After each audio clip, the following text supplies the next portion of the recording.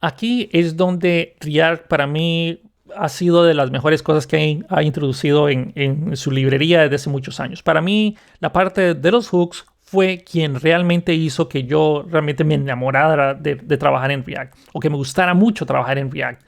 Porque antes, cuando estábamos trabajando con Class-Based Components, no me gustaba hacer el dis punto y asignar una función y cambiar el valor del puntero del dis en ciertas cosas. Eso no me gustaba en lo absoluto. Era horriblísimo, pero no sé por qué a la gente le gustaba, pero bueno. A mí en lo personal no me gustó. Pero desde que React en su versión 16.8 introdujo los hooks, ahí fue cuando ya para mí fue un cambio totalmente drástico. Fue otra cosa. O sea, después de los hooks, o sea, React tuvo un antes y un después de los hooks. Entonces, los hooks no son más que funciones. Ya voy a entrar en detalle y hablar sobre todos los hooks que tiene React. No son muchos, pero ya vamos a hablar de eso. Pero por ahora, en el material adjunto yo les dejo un enlace que por favor, si pueden ojearlo, ojeenlo. Y también si entienden inglés, este video se lo recomendaría. Ya tiene varios años de que existe, pero todavía está en la documentación. Pero vale la pena que lo vean y aquí ustedes van a notar muchas recomendaciones por el mismo equipo de React que ahora hay que trabajar con hooks.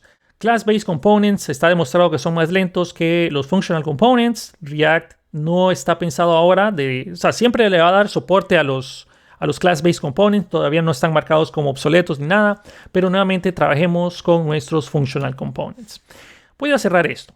Ahora, en el material adjunto también yo les dejo a ustedes un gist de la tarea. No hace falta que ustedes vean aquí. Es una tarea que hicimos en la introducción de JavaScript.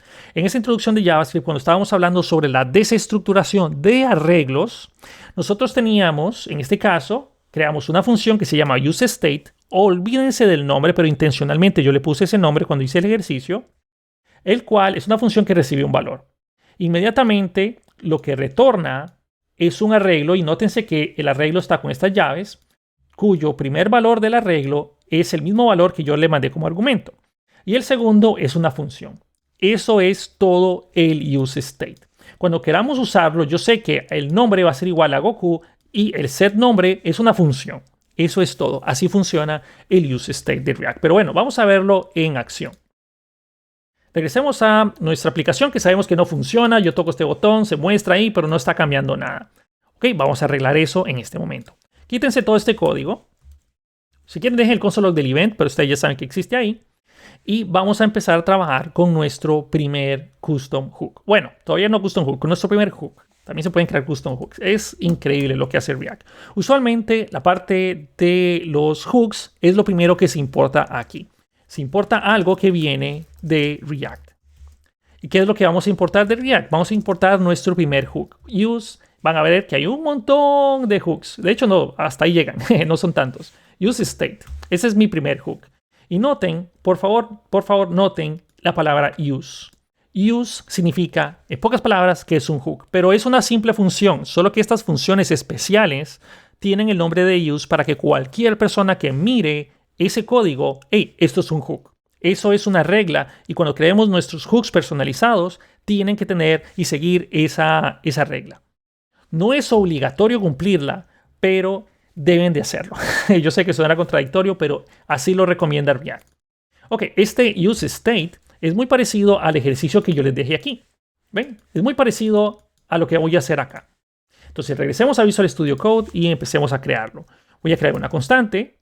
Voy a desestructurar algo que va a ser igual a useState.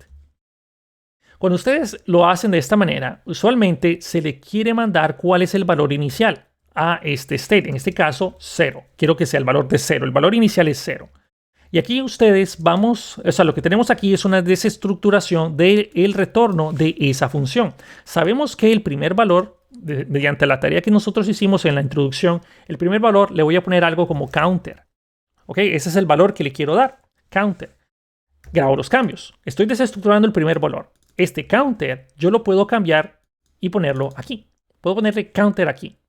Grabo los cambios. Voy a regresar al navegador web y ahora aquí yo tengo 0. ¿Ven? Tengo 0. ¿Por qué 0? Porque ese es el valor del estado.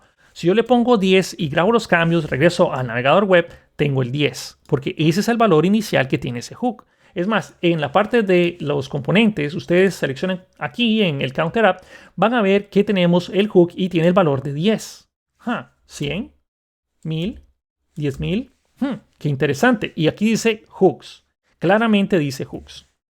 Ok, ahora, más de uno va a decir, bueno, entonces lo que quiere decir Fernando es que si yo lo quiero cambiar el valor del counter, entonces podríamos hacer algo como counter más igual 1 o más, pero no, eso no va a funcionar. Voy a quedarme aquí en la consola, recargue el navegador web solo por si acaso y toquen el botón y me va a tirar un error. Leamos el error. El error dice, se intentó asignar a una constante. Y esto es algo por los cuales los hooks se utilizan con constantes, para que accidentalmente nosotros no vayamos a mutar el valor. Una constante no tiene una forma de setear un valor. También las constantes son más ligeras que las variables LED, y eso ya también lo hablé en la introducción. Ok, Fernando, ¿cómo hago entonces para cambiar el valor? ¿Cómo hago para cambiar este valor? Bueno, ese valor lo vamos a cambiar con el segundo argumento, que usualmente tiene el nombre de set y seguido del nombre que tenemos aquí, pero es opcional, pero usualmente lleva el nombre de setCounter en este caso. SetCounter, yo sé que es para cambiar el counter, entonces voy a mandar a llamar esa función y aquí voy a decir el valor del counter, que ahorita es 0, y le voy a sumar 1. Punto y coma. Ojo que no estoy haciendo más porque si no estaría intentando acumular y eso me daría un error. Counter más 1. Eso es todo. Grabo los cambios, regreso al navegador web, limpiamos la consola, toquemos el botón y ahora sí aquí cambió. ¿Ven? 2, 13, 14, 15, 16. Qué interesante. Cuando ustedes mandan a llamar un setCounter, lo que hace es decirle a React, ok, el estado cambió. El estado que tenemos aquí cambió. Por consecuencia, tienes que volver a ejecutar la renderización del componente. Es decir, volver a ejecutar el componente. Pero el estado que teníamos aquí se mantiene. Más de uno va a decir, uy, no, pero eso suena terrible, Fernando, qué pesado es para la aplicación. No, React es sumamente eficiente en ese trabajo. Cuando ustedes tocan el +1, van a notar que solo este pequeño bloque de código de HTML es el que se está cambiando. Y ven, solo eso es lo que está cambiando. Todo lo demás se mantiene igual. Y desde la versión 18 de React, si ustedes tuvieran más hooks de esta manera, solo va a actualizarse una vez cuando toda esta función termina de ejecutarse. Antes no sucedía eso en las versiones 17 o anteriores de React. Bueno, antes de la versión 18, esto disparaba 1, 2, 3, 4 renderizaciones de los componentes. Ahora no. React ejecuta cada una de esas funciones, cambia el estado y luego vuelve a renderizarlo con el producto de cada una de ellas. Lo cual es genial. Antes de terminar la clase, hay otra forma que nosotros tenemos para cambiar el valor de este counter. Si por si acaso ustedes no tuvieran el valor a esta referencia del counter que pudiera ser, o tienen algún use effect, que eso es otro hook que vamos a ver más adelante, y ustedes por alguna razón no quieren utilizar este valor.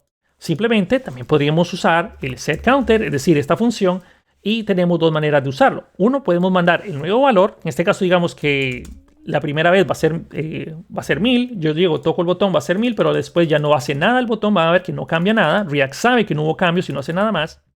Pero si ustedes quisieran el valor del counter, también podríamos mandar aquí a llamar una función. Y noten, esa función de flecha, esto quiere decir que el valor de retorno va a ser, o el valor de retorno de esta función va a ser el nuevo valor que va a tener el counter. Por ejemplo, yo puedo mandar aquí unos 20.000, por ejemplo. Al grabar los cambios y regresar al navegador web, toco y ahora aquí es 20.000. Pero si yo lo vuelvo a tocar, ya no pasa nada. Este primer argumento que recibe esta función, o este callback, es el valor nuevo del counter. Voy a ponerle una C para no confundirnos con este valor. Esta C va a tener el valor actual del counter. Y aquí puedo decir C más 1. El valor actual del counter más 1. Grabo los cambios y esta es otra forma que ustedes tienen. Voy a recargarlo y esta es otra forma que ustedes tienen para incrementarlo. Cualquiera de las dos es aceptada y permitida. Ya sea que ustedes tengan alguna función que regrese el nuevo valor del counter o simplemente tomar el counter más 1. Hay circunstancias donde vamos a tener que hacerlo de esta manera y hay otras circunstancias donde podemos hacer esto. Antes de terminar la clase y ya trabajarlo como nosotros estamos esperando, van a pensar que este valor que nosotros habíamos mandado desde el componente padre, ¿se acuerdan ustedes? Voy a ponerle aquí 20. No está siendo utilizado en lo absoluto. Entonces lo que voy a usar es que cuando se cree el componente, voy a grabar los cambios y lo paso acá. Ahora el valor inicial que nuestro useState tiene es igual al valor que tenemos aquí. Entonces por defecto el valor inicial es 20. Ven qué interesante, puedo irme a la parte de los componentes, counter up, el valor inicial es de 20. Llego yo y lo pongo de 30, presiono Enter, van a ver que no cambió. ¿Por qué? Porque está manteniendo el estado.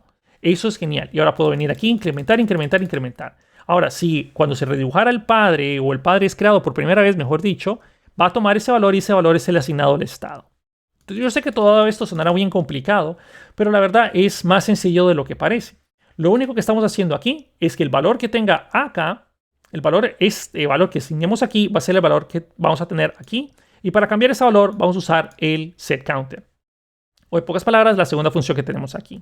Eso es todo, así de sencillo es. Así de sencillo es.